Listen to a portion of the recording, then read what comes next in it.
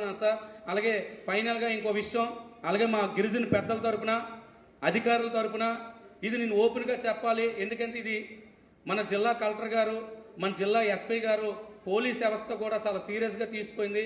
ఇక్కడున్న మన కుల పెద్దలందరూ కూడా ఒక విషయం చెప్తున్నా సార్. మీకు ఎందుకంటే ఈ మాట చెప్పాలి, ఇప్పుడు చాలా చాలా అవసరం, తమరి దృష్టిలో కూడా పెట్టాలి సార్. మొన్న ఎస్కోట మండలంలో సుమారు ఒక 6 గిరిజన గ్రామాలకి పోలీసుల వారు ఇంటింటికి వెళ్ళి చెక్ చేస్తున్నారు.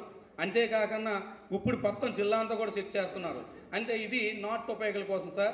ఆదివాసులు బ్రిటిష్ కాలం నుండి వస్తున్నాయి, కానీ ఇవన్నీ లైసెన్సులు అయితే మాత్రం రద్దు అయిపోయాయి. ఈ మధ్యన ఏంటంటే ఒక 20-30 లైసెన్సుల వరకు ఉండే. మీ ఆధీనంలో మేమందరం కూడా మేము పిలిపిస్తున్నాం. నాటు సారా ఏ గిరిజనుడు కాల్చుకున్నా కాల్చి అమ్మకన్నా చూసే బాధ్యత మేము తీసుకుంటాం. అలాగే గ్రామంలో ఎవరైనా సరే మన దగ్గర నాటు ఉపయోగాలు ఉన్నా సరే పోలీసు వారికి ఒప్పచెప్పాలి. లేదంటే ఎక్కడైనా ఒక విషయం చెప్పి పలానా దగ్గర పెట్టేసామని చెప్తే దీనికి పోలీసు వారు గత 3 రోజులు పెట్టి ప్రతి ఇంటింటి దూరి కేసులు పెట్టి దానికి బలి అవ్వకూడదని కూడా ఆదివాసీ నాయకుడిగా మీకు మాట ఇస్తున్నాం సార్.